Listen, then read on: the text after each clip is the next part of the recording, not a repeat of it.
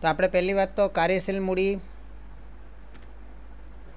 ના મેનેજમેન્ટ એટલે કે સંચાલન વિશે ભણવાનું છે, બરાબર ને? કાર્યશીલ મૂડીનું સંચાલન. તો મને કહેશો કે કાર્યશીલ મૂડીનું સંચાલન, એમાં આપણો શબ્દ છે કે કાર્યશીલ મૂડી. તો કાર્યશીલ મૂડી એટલે શું, કોઈને ખબર છે? કોઈ મને કહી શકશે? કાર્યશીલ મૂડી કોને કહેવાય?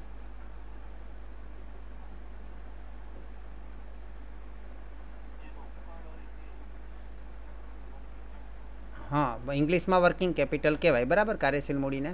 પણ એ ખરેખર એકચ્યુઅલી શું છે કાર્યશીલ મૂડી એટલે?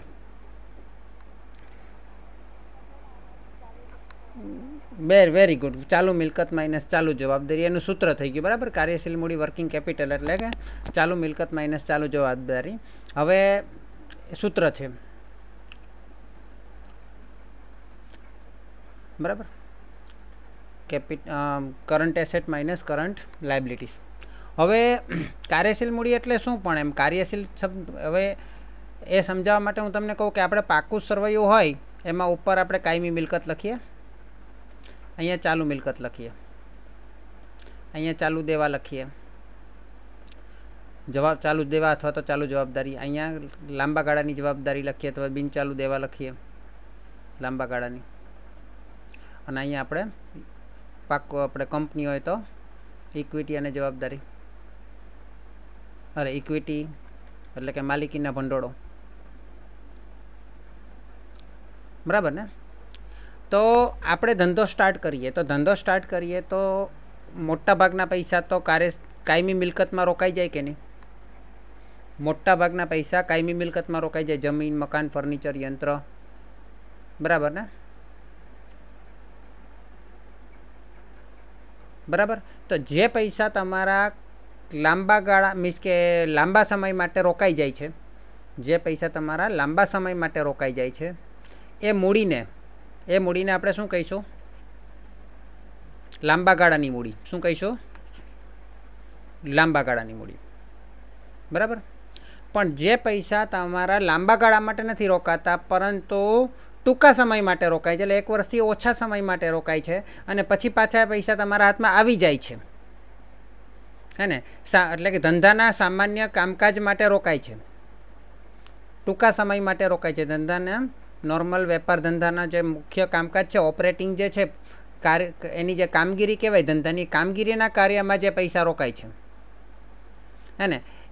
એ પૈસાને, એ મૂડીને આપણે કહીશું કાર્યશીલ મૂડી. કાર્ય કરવા માટેની મૂડી એટલે કાર્યશીલ મૂડી, જે ધંધાને ચાલુ રાખે, ધંધાને ચાલુ રાખવા માટેની મૂડી, બરાબર. તમે મકાન લઈ લીધું એટલે કે દુકાન લઈ લીધી, હે ને? ફર્નિચર લઈ લીધું, બરાબર. પણ એની અંદર તમે માલ નહીં લાવો તો તમારો ધંધો સ્ટાર્ટ થશે ખરા? તમે માલ જ નહીં લાવો તો તમારો ધંધો સ્ટાર્ટ થશે? નહીં થાય, બરાબર. એટલે ધંધાનું કાર્ય જે છે, મુખ્ય કાર્ય જે છે એ તો સ્ટાર્ટ થવાનું નથી. એટલે કાર્ય એટલે કે ઓપરેશન, બરાબર. ઓપરેશન તમારું ચાલુ થવાનું નથી, વર્ક તમારું ચાલુ થવાનું નથી. એટલે વર્કિંગ કેપિટલ પણ કહેવાય, ઓપરેટિંગ કેપિટલ પણ કહેવાય કાર્યશીલ મૂડીને. તો આ જે ચાલુ મિલકત માઇનસ ચાલુ દેવા આપણે કરીએ છીએ, બરાબર છે, પણ એ ખરેખર આપણા પૈસા કેટલા સમય માટે ત્યાં રોકાયેલા રહે છે? કાયમી મિલકતમાં તો આપણે બહુ લાંબા સમય માટે રોકાયેલા રહે, જમીન મકાનમાં તો 10 વર્ષ, 15 વર્ષ, 20 વર્ષ માટે રોકાયેલા રહે, ફર્નિચરમાં બી 5-10 વર્ષ સુધી રોકાયેલા રહે. પણ આ કાર્યશીલ મૂડીની અંદર એટલે કે ચાલુ મિલકત અને ચાલુ દેવાની અંદર વધારે સમય આપણા પૈસા રોકાતા નથી. પણ તેમ છતાં અમુક સમય તો રોકાય જ છે. કારણ કે તમે ધંધો સ્ટાર્ટ કરો, માની લો કે તમારી પાસે 50 લાખ રૂપિયા હોય અને 50 લાખ રૂપિયાનો તમારે ધંધો સ્ટાર્ટ કરવો છે, તો સૌથી પહેલાં 50 લાખ રૂપિયાનું મકાન લઈ લો. 50 લાખ રૂપિયાનું મકાન લઈ લો તો ચાલે? પછી માલ ભરવા માટે પૈસા હોય નહીં, બરાબર. 50 લાખનું મીન્સ કે 50માંથી સમજો લો કે 40 લાખનું મકાન લીધું, 10 લાખનું ફર્નિચર લઈ લીધું, તો 50 લાખ તો વપરાઈ ગયા લાંબા ગાળાની મૂડીમાં, બરાબર. તો ધંધાની કાર્યશીલ મૂડી માટે પૈસા બચતા જ નથી. પણ એના માટે પૈસા તમારે જોઈએ કે નહીં જોઈએ? તો શેના માટે જોઈએ? કાર્યશીલ મૂડી માટે શેના માટે પૈસા જોઈએ? શું કરવા માટે પૈસા જોઈએ? તમને ઉધાર માલ મળે કે નહીં લેણદારો પાસેથી? ચાલુ દેવા એટલે કે ઉધાર માલ લેણદારો પાસેથી મળે કે નહીં? એ ઉધાર માલ લઈ લેવાનો ને પછી ઉધાર વેચી દેવાનો. નહીં ચાલે?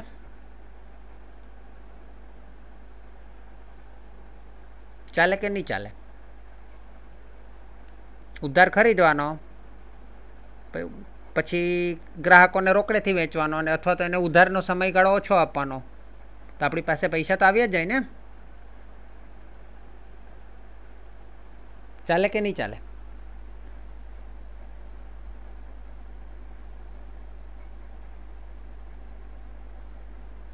₹50 લાખમાંથી કેટલા રૂપિયા તમારે કાર્યશીલ મૂડી માટે જોશે એ તમારે નક્કી છે, એટલે નક્કી કરી શકો ખરા? હાથ પર તમારે કેટલા પૈસા રાખવા પડશે? બાકીના તમે કાયમી મિલકતમાં અથવા તો વધારાના પૈસા હોય તો રોકાણ ખરીદી લો તમે, પણ ઓછામાં ઓછા અમુક રૂપિયા તો તમારે કાર્યશીલ મૂડી માટે રાખવા જ પડશે. એ તમે કઈ રીતે નક્કી કરી શકો?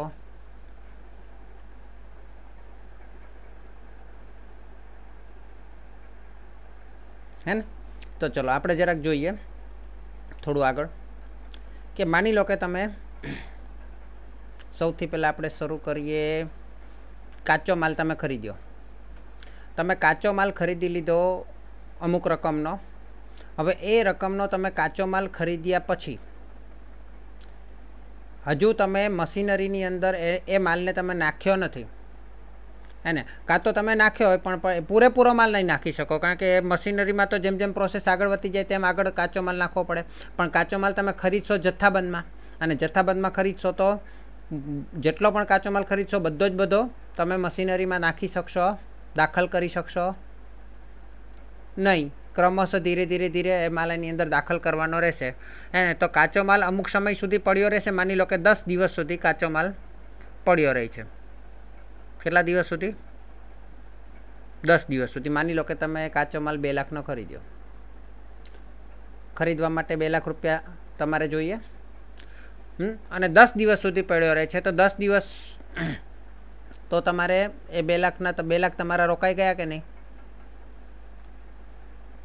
પછી 10 દિવસ પછી એ તમારા મશીનરીની અંદર એમાંથી પ્રોસેસમાં જાય છે, અને પ્રોસેસમાં બીજા 5 દિવસ એ ઉત્પાદન થતાં લાગે છે માની લો. તો બીજા 5 દિવસ તમને લાગવાના. તો એ 2 લાખ રૂપિયા તમારા 10 ને 5 15 દિવસ માટે રોકાઈ ગયા, હે ને? અર્ધ તૈયાર માલ. પહેલાં કાચો માલ હતો, પડ્યો રહ્યો હતો.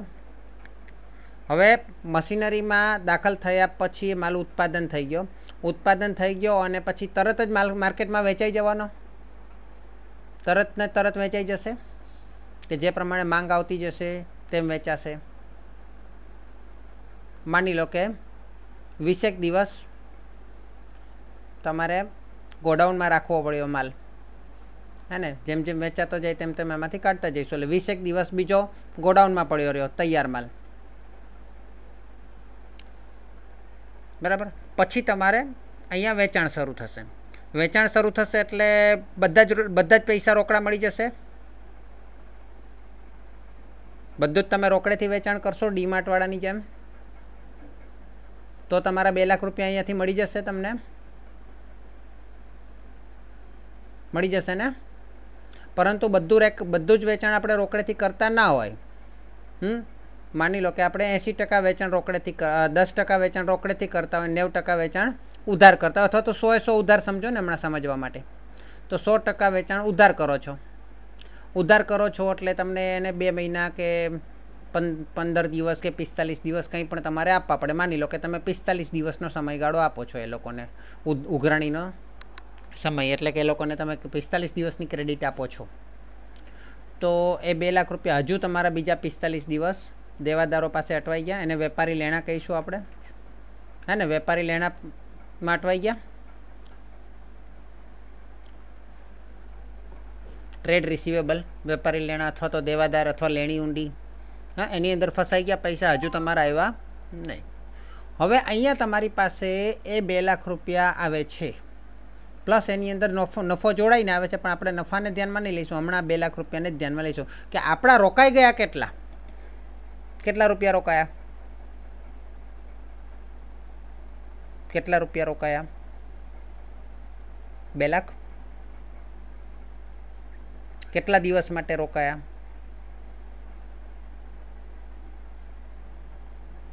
કેટલા દિવસ માટે રોકાયા? 10 ને 5 15, 15 ને 20 35, 35 ને 45, 35 ને 45 80. 80 દિવસ માટે તમારા 2 લાખ રૂપિયા શરૂઆતમાં તમે કાચો માલ ખરીદ્યો ત્યારથી તમારી પાસે પાછા એ 2 લાખ રૂપિયા આવ્યા ત્યાં સુધી તમારી પાસે 80 દિવસ નીકળી ગયા. તો એ 2 લાખ રૂપિયા તો તમારા રોકાઈ જ ગયા કહેવાય, પાછા મળવાના છે નહીં 80 દિવસ સુધી. 80 દિવસ પછી એ 2 લાખ રૂપિયા તમારી પાસે આવશે. હે ને, તમે પેલું રોકડ અંદાજપત્ર નક્કી કરતો, રોકડ અંદાજપત્ર જે તમે ભણ્યા ટીવાયમાં, હે ને, તો એની અંદર પણ એવું હતું ને 2 મહિનાની ઉઘરાણીનો સમય આપેલો હોય, હે ને, મજૂરીને ચૂકવવાનો સમય આપેલો હોય, એવું હતું ને, અડધો માસ ને પરોક્ષ ખર્ચ ચૂકવવાનો સમયગાળો આપેલો હોય, એવું આવતું હતું ને રોકડ અંદાજપત્રમાં. તો એ રીતે ત્યાં પૈસા તમારે રોકાઈ જાય એટલે તમારે આવક તરીકે તમારે એ 2 લાખ રૂપિયા 80 દિવસ પછીના મહિનામાં તમારે આવક તરીકે રોકડ અંદાજપત્રમાં લખાય. 2 લાખ લખાય ને. ભવિષ્યની આવક માટે જે મહિનામાં 80મો દિવસ આવતો હોય ત્યાં 2 લાખ આવક તરીકે લખી શકાય ને. અચ્છા, હવે આપણે એ 80 દિવસની વાત, આપણે રોકડ અંદાજપત્રની વાત કરી, પણ અત્યારે આપણે જોઈએ છે કે પર ડે તમારા કેટલા રૂપિયા રોકાય છે. માની લો કે આ 2 લાખ રૂપિયા અહીંયાથી શરૂ કર્યો, ત્યાર પછીના દિવસથી જે કાચો માલ તમે લાવો એ ત્યાર પછીના દિવસથી 80 દિવસ સુધી રોકાઈ જવાના. બરાબર છે. તો પર ડે તમારે કેટલા રૂપિયાની જરૂર પડે? તો કે તમારા 80 દિવસ રોકાય છે એટલે 2 લાખ રૂપિયા તમારે રોકાઈ ગયા, એટલે પર ડે તમારા કેટલા રોકાય છે? 2500 રૂપિયા. અને 2500 રૂપિયા રોકાતા હોય તો તમારે પર ડેની વેલ્યુ કેટલી થઈ? મીન્સ કે કાર્યશીલ મૂડીની વેલ્યુ પર ડેની 2500 રૂપિયા થઈ. બરાબર છે. હવે પર ડે પ્રમાણે આપણે ગણ્યું. હવે આપણને જે પ્રમાણે એની ગણતરી કરવાનું કીધું એ પ્રમાણે આપણે કરી શકીએ, પણ સૌથી પહેલાં તમારે અહીંયા ગણવું પડશે કે આ જે દિવસો મેં લખ્યા ને 10 દિવસ ને 5 દિવસ ને 20 દિવસ ને 45 દિવસ, એ દિવસો આપણને કઈ રીતે ગણતરીમાં આવશે? એ દિવસો તમને આપેલા હોય તો ઠીક છે, પણ એ દિવસો નહીં આપેલા હોય તો તમારે શોધવા પડશે. તો એ દિવસો કઈ રીતે શોધશું એના આપણે સ્ટાર્ટિંગમાં આપણે દાખલા ગણશું. પછી દિવસો આપણને શોધવાનું મીન્સ કે દિવસો આપણને મળી જાય તો પછી એના પરથી આપણે કાર્યશીલ મૂડીનું મેનેજમેન્ટ કરી શકશું. બરાબર, કારણ કે પર ડેનું આપણને પછી ખબર પડે. હા, પર ડેનું જોઈતું હોય તો 80 વડે ભાગવું પડે. પર વીકની ગણતરી કરવી પડે ઘણીવાર, એટલે કે અઠવાડિયા આપેલા હોય તો અઠવાડિયા પ્રમાણે ગણતરી કરવી પડે, મહિના આપેલા હોય તો મહિના પ્રમાણે ગણતરી કરવી પડે. બીજી એક મહત્ત્વની વસ્તુ, અહીંયા તમે 2 લાખના ભાગ્યા 80 લઈ લીધા, પરંતુ હું એમ કહું કે આ 2 લાખ રૂપિયામાંથી તમારે આજે કાચો માલ ખરીદ્યો ને, કાચો માલ આ 2 લાખનો ખરીદેલો ને, તો જેની પાસેથી તમે ખરીદ્યો, જેની પાસેથી તમે એ જે તે તારીખે ખરીદ્યો, એ વ્યક્તિ પણ તમને મીન્સ કે ક્રેડિટ પીરિયડ આપશે કે નહીં?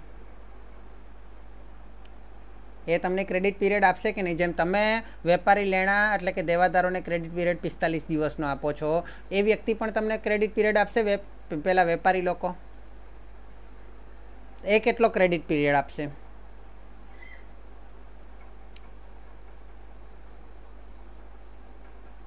ચલો આપણે ગણીએ 45 55 30 દિવસનો આપણને ક્રેડિટ પીરિયડ આપે છે. કેટલો? 30 દિવસનો. 30 દિવસનો એટલે 2 લાખ તમારા આ તારીખે નથી રોકાતા. પહેલી તારીખે તમે જ્યારે ખરીદી કરો છો ને કાચા માલની, જ્યારે આપણે અહીંયા ગણ્યું ને 10 દિવસ, તો એ દિવસે તમારા 2 લાખ રૂપિયા નથી રોકાતા. તમારી પાસે 2 લાખ રૂપિયા ચૂકવવા માટે 30 દિવસ છે. એટલે તમારા જે ટોટલ 80 દિવસ થતા હતા એમાંથી આ 2 લાખ તમે હમણાં નથી ચૂકવવાના. ક્યારે ચૂકવશો? આ જે 30 દિવસ અહીંયા પૂરા થાય ને, 10 ને 5 15 અને 30 દિવસ ક્યાં પૂરા થાય છે?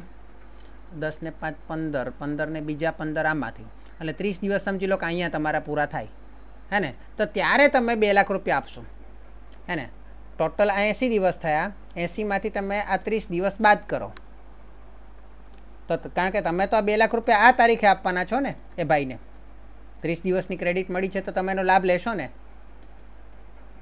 તો 80 દિવસમાંથી આ 30 દિવસ બાદ કરો, બાકીનો જે ભાગ છે, બાકીનો જે સમયગાળો છે એ તમારો ચોખ્ખો અને શું કહીશું કાર્યશીલ મૂડીનો સમય કહેવાય. બરાબર, જે આટલો સમય છે તો 80માંથી 30 જશે તો 50 દિવસ આવશે.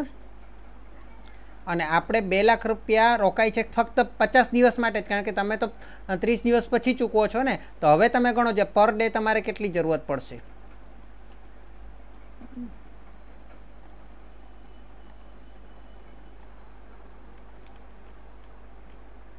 કેટલા આવે છે? 4000 રૂપિયા પર ડે તમારે કેટલા થશે રોકાય છે? 4000 રૂપિયા રોકાય છે. ક્લિયર? ચલો, તો હવે આપણે આ દિવસોની ગણતરી કઈ રીતે કરશું? કાચા માલના દિવસો આપણે અહીંયા 10 લખી દીધા, અર્ધ તૈયાર માલના 5 લખી લીધા, તૈયાર માલના 20 લખી દીધા. પણ એ સવાલની અંદર દર વખતે આપેલા ના હોય એટલે આપણે શું કરવું પડશે? એની ગણતરી કરવી પડશે. ગણતરી કઈ રીતે કરશું હું તમને સમજાવું. તમે આ બધા કાચા માલની વાત કરીએ, કાચો માલની વાત કરીએ, અર્ધ તૈયાર માલની વાત કરીએ, તૈયાર માલની વાત કરીએ, તો એના દિવસોની વાત કરીએ કે કેટલા દિવસ રોકાય છે. બરાબર છે ને? તો એ દિવસોની વાત કરીએ તો આ તમે ગુણોત્તરમાં ભણ્યા છો. ગુણોત્તરમાં શું ભણ્યા છો?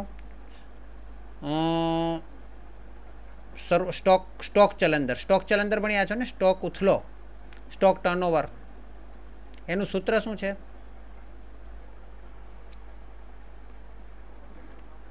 એટલે માલની પડતર છેદમાં સરેરાશ સ્ટોક. હવે આ માલની પડતરની વાત કરીએ તો 3 પ્રકારના માલની વાત આવશે અહીંયા. સ્ટોક છે એટલે હે ને, પહેલાં કાચા માલનો હશે સ્ટોક, પછી અર્ધ તૈયાર માલનો સ્ટોક હશે, પછી તૈયાર માલનો સ્ટોક હશે, હે ને. વેચેલ માલની પડતર છેદમાં સરેરાશ સ્ટોક. હવે આ તમારી વાત થઈ સ્ટોક ટર્નઓવર. સ્ટોક ટર્નઓવરનો જવાબ શું આવે? વખતમાં આવે. વખતમાં આવે ને? પણ આપણે વખતમાં નહીં, દિવસમાં જોઈએ છીએ કે વર્ષની અંદર કેટલા દિવસ. હવે વખતમાં આવે, દાખલા તરીકે આનો જવાબ તમારો આવ્યો કે વર્ષની અંદર 6 વખત, વર્ષની અંદર 6 વખત, અથવા આપણે 6 નહીં લઈએ, 24 લઈએ. વર્ષની અંદર 24 વખત તમારો સ્ટોક બદલાય છે. આનો અર્થ શું આવે કે વર્ષની અંદર 24 વખત તમારો સ્ટોક બદલાય છે. બરાબર ને? હવે આપણે એ જોઈએ છે કે વર્ષની અંદર 24 વખત બદલાય છે તો કેટલા ગાળામાં સ્ટોકને બદલવો પડે છે? કેટલા ગાળામાં સ્ટોક બદલવો પડશે? તમે મને કહેશો કોઈ? વર્ષની અંદર 24 વખત બદલાતો હોય તો કેટલા સમયગાળામાં બદલવો પડશે? 360 દિવસ ગણી લઈએ આપણે એટલે સમજ પડશે તમને. અથવા તો મહિનામાં ગણવું હોય તો મહિનામાં ગણી, નહીં તો આપણે 12 મહિના ગણી લઈએ. 15 અડધો મહિનો ગણી શકાય. દર અડધા મહિને તમારે સ્ટોક બદલવો પડશે. એ અડધો મહિનો એટલે કે કેટલા આવ્યા? દિવસની વાત કરીએ તો 15 દિવસ આવ્યા. આ 15 દિવસ તમે કઈ રીતે લાવ્યા?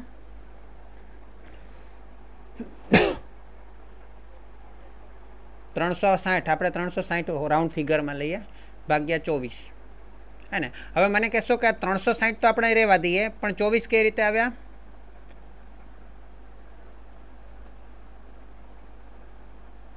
કઈ રીતે આવેલા? હા, સ્ટોક ટર્નઓવર, પણ એને આમ લખો ને, માલની પડતર છેદમાં સરેરાશ સ્ટોક, હે ને. હવે હું આ છેદનો છેદ અંશમાં લઈ લઉં તો ચાલે કે નહીં? છેદનો છેદ અંશમાં લઈ લઉં તો શું થાય? સરેરાશ સ્ટોક ઉપર ચાલ્યું જાય કે નહીં? તો સૂત્ર શું બને? સરેરાશ સ્ટોક છેદમાં માલની પડતર છેદ ગુણ્યા સમય. હવે સમય જો દિવસમાં કીધો હોય તો 360, મહિનામાં કીધો હોય તો 12, અઠવાડિયામાં કીધો હોય તો 52. બરાબર ને? 3માંથી કંઈ પણ હોઈ શકે. અઠવાડિયામાં કંઈ તો 52 લેવાનું, વર્ષમાં 52 મહિના હોય ને. 52 અઠવાડિયા હોય ને, 12 મહિના હોય ને 360 અથવા 365 દિવસ, નોર્મલી 365 જ લેવાના હોય, પણ એ લોકોએ તમને સ્પષ્ટતા કીધેલી હોય કે 360 લેવા, તો 360 લઈશું આપણે, બરાબર.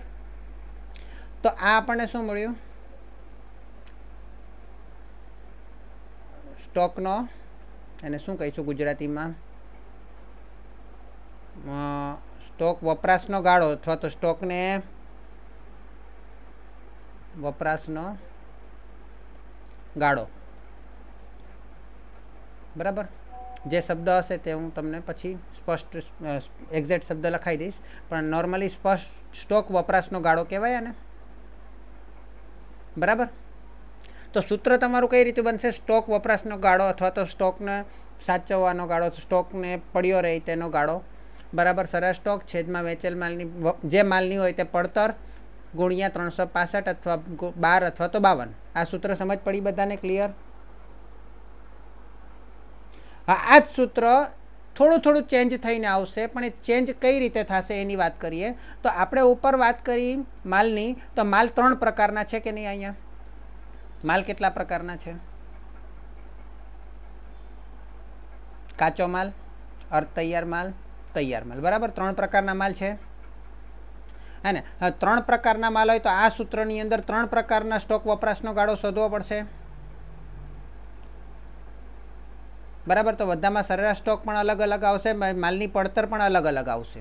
તો માલની પડતર કઈ રીતે આવશે? તો તમે આમ તો પ્રક્રિયાના હિસાબો પણ ભણેલા છો, એ ઉપરાંત તમે 12મા એસવાયની અંદર એકમ પડતર પદ્ધતિ પણ ભણ્યા છો. તો હું એકમ પડતર પદ્ધતિનો એક વાત લઈ લઉં, શરૂઆત કરીએ. તો આપણે એકમ પડતર પદ્ધતિની અંદર પત્રક બનાવતા હતા એકમ પડતરનું. તો એમાં સૌથી પહેલાં શું લેતા હતા? તો કે સૌથી પહેલાં આપણે લેતા હતા કાચા માલનો શરૂનો સ્ટોક, કાચા માલનો શરૂનો સ્ટોક, પ્લસ કાચા માલની ખરીદી, કાચા માલની ખરીદી પછી પ્લસ કાચા માલની ખરીદીના ખર્ચા હોય, દાખલા તરીકે આવક, એને લાવવાનું ભાડું હોય, મજૂરી હોય, પ્રત્યક્ષ ખર્ચા હોય, બરાબર. એટલે માલની ખરીદીના ખર્ચા પ્લસ માઇનસ કાચા માલનો આખર સ્ટોક, કાચા માલનો આખર સ્ટોક, બરાબર ને? આટલું કર્યા પછી જે આપણને જવાબ મળતો હતો એને આપણે શું કહેતા હતા? વપરાયેલ કાચા માલની પડતર. શું કહે? જે કારખાનામાં દાખલ કરેલ અથવા તો વપરાયેલ, કારખાનામાં મશીનની અંદર દાખલ કરેલ અથવા તો વપરાયેલ કાચા માલની પડતર, બરાબર છે. તો હવે આ સૂત્રની અંદર આપણે કાચા માલની વાત કરીએ. હમણાં જે આપણે સૂત્ર મેં તમને બતાવ્યું તેમાં કાચા માલની વાત કરીએ, તો કાચા માલનું સૂત્ર કઈ રીતે બનશે? સ્ટોક કાચા માલના વપરાશનો ગાળો બરાબર કાચા માલનો સરેરાશ સ્ટોક કઈ રીતે મળશે? કાચા માલનો શરૂનો સ્ટોક પ્લસ કાચા માલનો છેવટનો સ્ટોક ભાગ્યા 2. અને માલની પડતર એટલે કઈ માલની પડતર? તો કે વપરાયેલ કાચા માલની પડતર. ક્લિયર? આટલું આ સૂત્રમાં ચેન્જ થાય. આ રીતે તમારે શબ્દોમાં થોડોક ચેન્જ કરવો પડશે. ગુણ્યા જે છે તે સમયગાળો હોય તે, જેટલા દિવસ, મહિના કે વર્ષ પ્રમાણે, અઠવાડિયા પ્રમાણે. આ જે જવાબ આવે ત્યાર પછી હવે આપણે અર્ધ તૈયાર માલ બનશે. અર્ધ તૈયાર માલ બનશે એટલે એની અંદર કારખાના અને ઓફિસ પડતર પણ, ઓફિસ ખર્ચા ઉમેરવા પડશે. એટલે પ્લસ કારખાના ખર્ચા, કારખાનાના ખર્ચા પ્લસ ઓફિસના ખર્ચા, ઓફિસ કે વહીવટી ખર્ચા, સ્થિર ને ચલિત ને બધા જ એની અંદર પ્લસ કરી દઈશું, બરાબર છે. એટલે આપણને શું મળશે? આને શું કહીશું આપણે?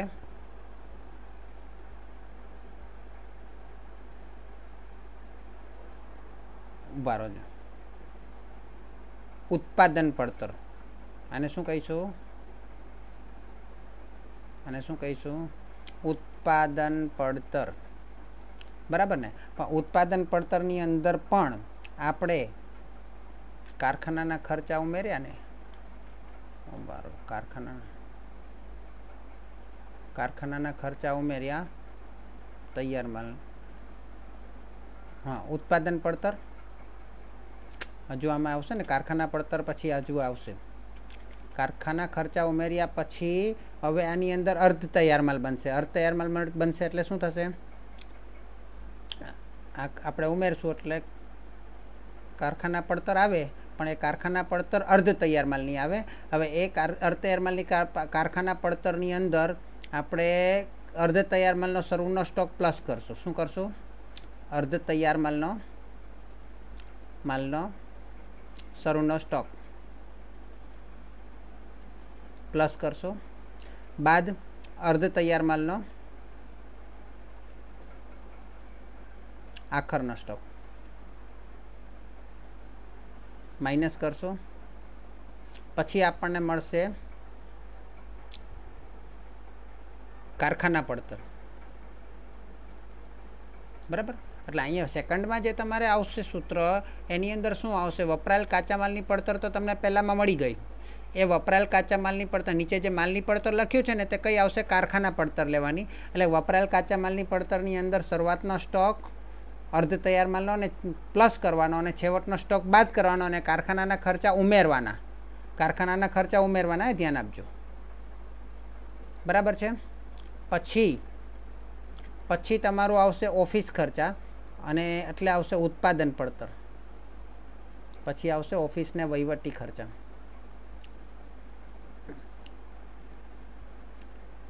એટલે તમને મળશે એ ઉમેરવાનું પ્લસ એટલે પ્લસ તૈયાર માલ. હવે તૈયાર માલ આવશે. તૈયાર માલનો શરૂનો સ્ટોક માઇનસ તૈયાર માલનો આખરનો સ્ટોક. બરાબર છે? એટલે એ બધી વસ્તુ પ્લસ માઇનસ કરશો એટલે તમને ઉત્પાદન પડતર મળશે. શું મળશે? ઉત્પાદન પડતર, અથવા તો તેને ઓફિસ પડતર પણ કહી શકો, વહીવટી પડતર પણ કહી શકો. હવે ત્રીજું જે સૂત્ર છે તૈયાર માલ માટે, તો તૈયાર માલમાં તમારે ઉત્પાદન પડતરનું સૂત્ર લેવાનું. તો તમારે એની અંદર શું કરવાનું? કારખાના પડતર તો તમારી પાસે મળી જ ગઈ છે માલની પડતરની જગ્યાએ. ત્યાં તમારે શું લખવાનું? ઉત્પાદન પડતર પ્લસ તૈયાર માલનો શરૂનો સ્ટોક, કારખાના પડતર પ્લસ તૈયાર માલનો શરૂનો સ્ટોક માઇનસ તૈયાર માલનો આખરનો સ્ટોક. અને પેલો કયો ખર્ચો ઓફિસ ખર્ચા ઉમેરવાના એની અંદર. એટલે તમને ઉત્પાદિત માલની પડતર મળશે. ઉત્પાદિત અથવા તો એને શું કહીએ આપણે? વેચેલ માલની પડતર. અહીંયા છેલ્લે વેચેલ માલની પડતર પણ લખી શકાય, કારણ કે તૈયાર માલ છે ને. વેચેલ માલની પડતર મળશે. બરાબર? હવે આ થઈ ગયો વેચેલ માલની પડતર. તો અહીંયા દરેક જગ્યાએ સૂત્ર આ જ રહેશે, ખાલી સ્ટોકના વપરાશનો ગાળો કે સ્ટોક પડી રહ્યાનો ગાળો ત્રણેય માટે અલગ અલગ. કારણ કે કાચા માલમાં આપણે સ્ટોકના વપરાશનો ગાળો શબ્દ વાપરવો પડે. કાચા માલમાં સ્ટોક પડી રહ્યાનો ગાળો વાપરવો પડે. પછી અર્ધ તૈયાર માલમાં વપરાશનો ગાળો વાપરવો પડે. પછી તૈયાર માલમાં પણ પેલો ગોડાઉનમાં પડી રહ્યાનો ગાળો શબ્દ વાપરવો પડે. બરાબર? એ મારે જરાક જોઈ લેવું પડશે ગુજરાતીમાં કયો શબ્દ એ લોકોએ વાપર્યો છે. તો બધાની અંદર સૂત્ર તો આ જ રહેશે ને. આ જ સૂત્રનો ઉપયોગ કરીને આપણે બધા દિવસો શોધવાના છે, હે ને. પ્લસ એની અંદર વેપારી લેણા. હવે વેપારી લેણાનું સૂત્ર શું? આ તો તમને અલગ અલગ સ્ટોકની વાત કરી, પણ સ્ટોક તો વેચાઈ ગયા પછી તો કે દેવાદાર પાસે પડ્યો રહે ને. તો દેવાદાર પાસે પડ્યો રહી તો 45 દિવસ સુધી આપણા પૈસા રોકાઈ રહી અહીંયા. બરાબર? મેં 45 દિવસ શોધવાના કઈ રીતે? તો એનું તો તમારે ગુણોત્તર ડાયરેક્ટ જ તમે ભણેલા હતા, હે ને. શું છે દેવાદાર ગુણોત્તરનું સૂત્ર? દેવાદાર ગુણોત્તરનું સૂત્ર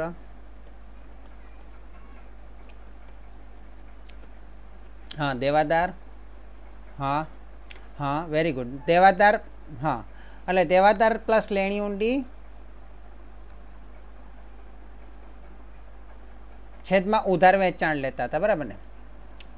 અહીંયા આપણે શું કરવાનું છે? દેવાદાર પ્લસ લેણી ઊંડી છેદમાં ઉધાર વેચાણ લેતા હતા. પણ હવે આપણે વખતની વાત કરીએ છીએ ને.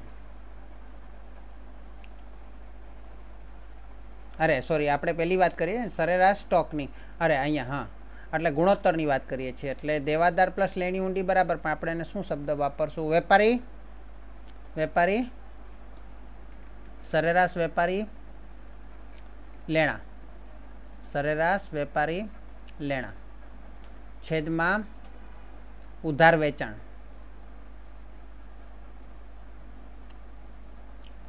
હે ને? અને ગુણ્યા આપણે 365 કે એવું કંઈક કરતા હતા, તો આપણને દિવસ હોય તો એ જ આપણે આ ત્રણમાંથી કંઈ પણ જે પ્રમાણે આપણે જરૂર પડશે એ પ્રમાણે ગુણાકાર કરશું. એ જ રીતે આપણે એમાંથી જે લેણદારનો ગુણોત્તર છે બાદ કરવાનો, જે આપણે 30 દિવસ બાદ કર્યા ને, જે 30 દિવસ આપણને પણ એ લોકો આપે છે ને, ચાન્સ સમય આપે છે ને, તો એટલા સમય આપણો બચી જશે ને પૈસા રોકાઈ રહેવાનો. તો એટલો સમય આપણો બચી જશે.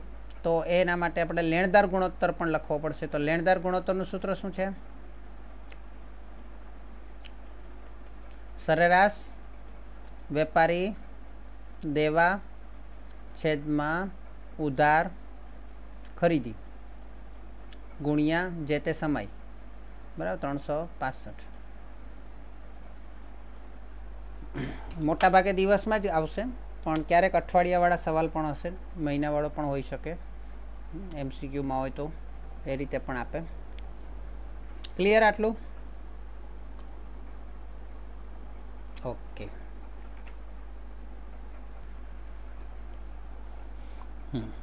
શું છે? From the following information taken from the books of a manufacturing concert compute the operating cycle in days. દિવસની અંદર આપણે ઓપરેટિંગ સાયકલ, કાર્યશીલ મૂડીનું ચક્ર શોધવાનું છે દિવસમાં. પીરિયડ કવર્ડ 365 ડેઝ કીધેલા છે, એટલે આપણે 365 ડેઝ જ લેવાના, બરાબર. Average period of credit allowed by supplier. Supplier એટલે વેપારી તરફથી આપણને કેટલા દિવસ મળે છે? એટલે લેણદાર ગુણોત્તર આપેલો છે. લેણદાર અથવા તો આપણું દેવું, ચાલુ દેવાનો ગુણોત્તર કેટલો આપેલો છે? 16 ડેઝ, 16 ડેઝ, હે ને? ચલો, ત્યાર પછી એવરેજ ડેપ્ટર આઉટસ્ટેન્ડિંગ. હવે આપણે એક કામ કરીએ, લેણદાર ગુણોત્તર આપી દીધો છે, બીજો કોઈ ગુણોત્તર આપેલો નથી. આપણે કયા કયા શોધવા પડશે પહેલાં મને કહો. એક તો કાચા માલના, એને શું કહીશું આપણે ગુજરાતીમાં?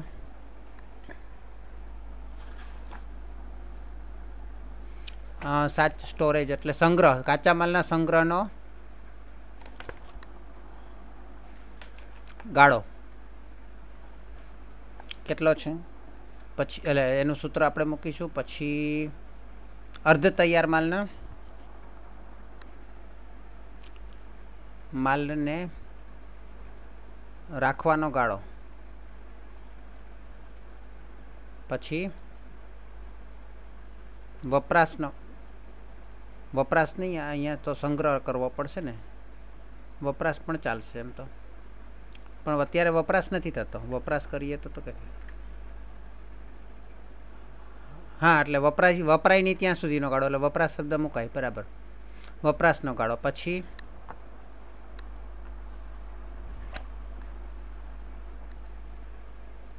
તૈયાર માલના સંગ્રહનો ગાળો. આમાં તો સંગ્રહ રાખવો જ પડશે.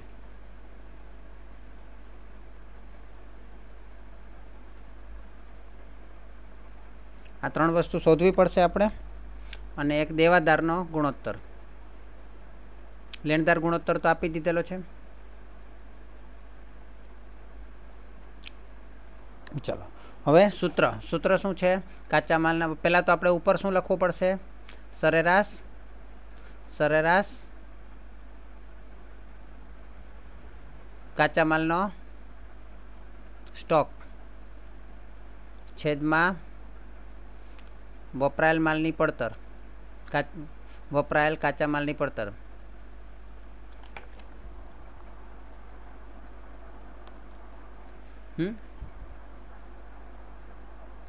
ચલો, ત્યાર પછી ગુણ્યા 365. પછી શું કરવું પડશે આપણે? અર્ધ તૈયાર માલને રાખવાના ગાળા માટે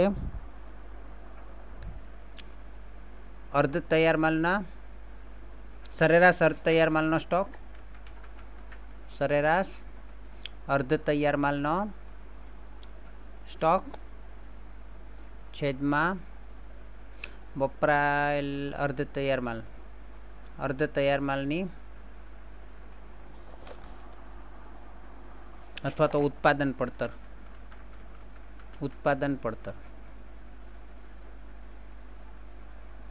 गुणिया 365 પછી તૈયાર માલના સંગ્રહનો ગાળો તૈયાર માલના સંગ્રહ માટે આપણે શું શબ્દ વાપરીશું સરેરાશ તૈયાર માલનો સ્ટોક સરેરાશ તૈયાર માલનો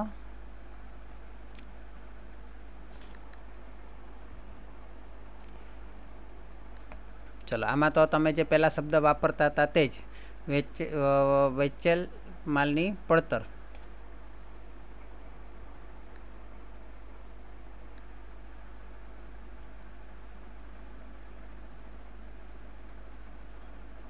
बराबर गुणिया 365 पछी देवादारनो गुणोत्तर शुं सूत्र है सरेराश वेपारी लेना छेद में उधार वेचाण गुणिया 365 अने लेणदारनो गुणोत्तर आपी दीधेलो छे ए पण गुणोत्तर नहीं कहेवाय आम तो खरेखर समय ज कहेवाय गाळो ज कहेवाय 16 दईश पण ए बाद करवानुं छे एटले आपणे एने माइनस में लखीए एटले काउंस में लखी दीए बराबर ने। चलो हवे आपणे आने शोधवानुं छे तो आपणे प्रश्न में जे डिटेल आपेली छे एना पर जईए तो जुओ तमे बधुं 1000 में आपेलुं छे एटले जे 1000 में आपेलुं छे तो आपणे बधा पाछळ 3-3 मींडा करता जईए पण अंश में भी 3 मींडा करशुं छेद में भी 3 मींडा करशुं एना करता 3 मींडा रहेवा ज दईए अंश में भी 3 मींडा आपणे नहीं करशुं छेद में भी 3 मींडा करशुं नहीं बराबर एटले 1000 में आप्युं छे तो कई वांधो आवशे नहीं। पहेलुं शुं आपेलुं छे एवरेज डेप्टर्स आउटस्टेन्डिंग एटले सरेराश वेपारी लेणा केटला आपेला छे 480 है ने। पछी बीजुं शुं आपेलुं छे रॉ मटीरियल कन्जप्शन काचा मालनी पड़तर छेद में लखशो कन्जप्शन वपराયેલ काचा मालनी पड़तर 4400 गुणिया 365 तो खरा ज। चलो पछी अहींया टोटल प्रोडक्शन कॉस्ट 10,000 आपेली प्रोडक्शन कॉस्ट एटले उत्पादन पड़तर 10,000 आपेली छे गुणिया 365 तो खरा ज। पछी वेचेल मालनी पड़तर total cost of good sold आपेलू है 10,500 ए छेद में लखीशो गुणिया 365 तो खरा ज। चलो त्यार पछी सेल्स फॉर द ईयर वेचाण आपेलू है 16,000 हवे एनी अंदर उधार ने रोकड़ एटले क्रेडिट अने केशनो कोई रेशियो के कोई एवुं वाक्य आपेलू है कशे ज देखातो नथी आखो प्रश्न वंचाई गयो छे अने कशे ज आवतुं नहीं एटले एनो अर्थ के जे वेचाण छे ते बधुं ज उधार वेचाण समझी लईशुं तो उधार वेचाण केटलुं छे सेल्स फॉर द ईयर 16,000 है ने गुणिया 365। चलो त्यार पछी शुं छे value of average stock maintain average आपेला छे बधा रॉ मटीरियल नी एवरेज केटली छे 320 पछी वर्क इन प्रोग्रेस नी 350 અને ફિનિશ ગુડ્સની 260 એટલે તૈયાર માલની બરાબર। ચલો હવે આપણે આનું કેલ્ક્યુલેશન કરો જોઈએ પહેલામાં કેટલા દિવસ આવે છે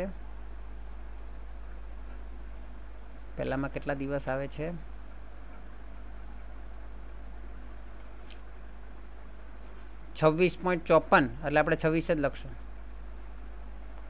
27 લખશું અને 26.54 છે ને એટલે 27 પછી બીજામાં કેટલા આવે છે 350 ગુણ્યા 365 ભાગ્યા 10,000 એ બી 13 લખી દઈએ। ચલો પછી આમાં કેટલો દિવસ લાગશે તૈયાર માલનો સંગ્રહ કેટલા દિવસ કરવો પડશે વેચાઈને ત્યાં સુધી 9 દિવસ માલ વેચાતો નથી। ચલો ત્યાર પછી દેવાદાર આપણને કેટલા સમયમાં પૈસા આપે છે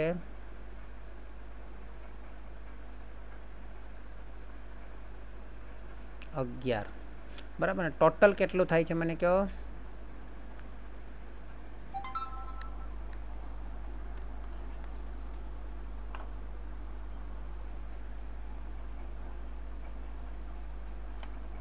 હા 60 હા એટલે 60 દિવસ 60 દિવસ ડેઝ તમે ગુજરાતીમાં લખો વાંધો નહીં. અને આપણને લેણદારનો ગુણોત્તર આને આપણે શું કહી શકાય કાર્યશીલ મૂડીનો ચક્ર કાચો નફો કહે ને એમ કાચો કાર્યશીલ મૂડીનું ચક્ર.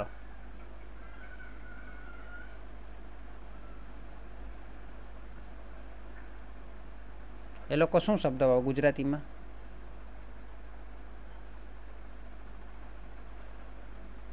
માઇનસ આ 16 દિવસ તો આપણે ઓછો થશે ને. 16 દિવસ તો આપણને બી ઉધાર ખરીદીનો સમય મળે છે તો બાદ કરો કેટલા આવે છે. ચોખ્ખો કાર્યશીલ મૂડીનો ગાળો ચક્ર કહે છે કે ગાળો કહે છે. કાર્યશીલ મૂડીનો ગાળો 44 એટલે 44 દિવસ આપણો ફાઇનલ જવાબ આવે. ક્લિયર? તો લખી નાખો. તો 44 દિવસ છે બરાબર. આપણો ચોખ્ખો કાર્યશીલ મૂડીનો ગાળો કેટલો છે 44 દિવસ. એટલે આપણા એક વખત પૈસા રોકાઈ રહેશે 44 દિવસ, પછી પાછા ઇન્વેસ્ટ કરવા પડશે, પાછા 44 દિવસ સુધી રોકાશે, પાછા 44 દિવસ સુધી, પાછા 44 દિવસ સુધી, એમ વર્ષની અંદર કેટલી વખત. તો એ ગણવા માટે સિમ્પલ જ છે. 365 દિવસ છે અને 44 વડે ભાગી દો કેટલા આવે છે.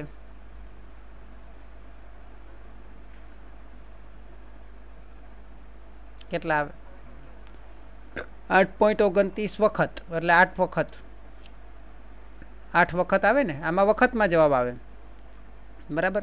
365 તો લખવાના જ. 44 એટલે શું તો કે ચોખ્ખો કાર્યશીલ મૂડીનો ગાળો હે ને. એટલે આપણું શું કહેવાય ને કે વાર્ષિક કાર્યશીલ મૂડીના ચક્રની સંખ્યા, મૂડીના ગાળાની સંખ્યા બરાબર. ચાલો હવે એના પછીનો દાખલો છે મેં તમને મોકલ્યો તે જોઈએ. Raw material consumption during the year. Raw material consumption during the year એટલે શું? Raw material consumption during the year એટલે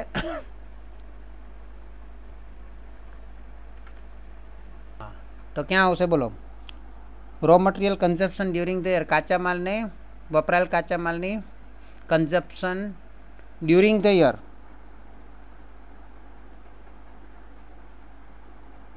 7,20,000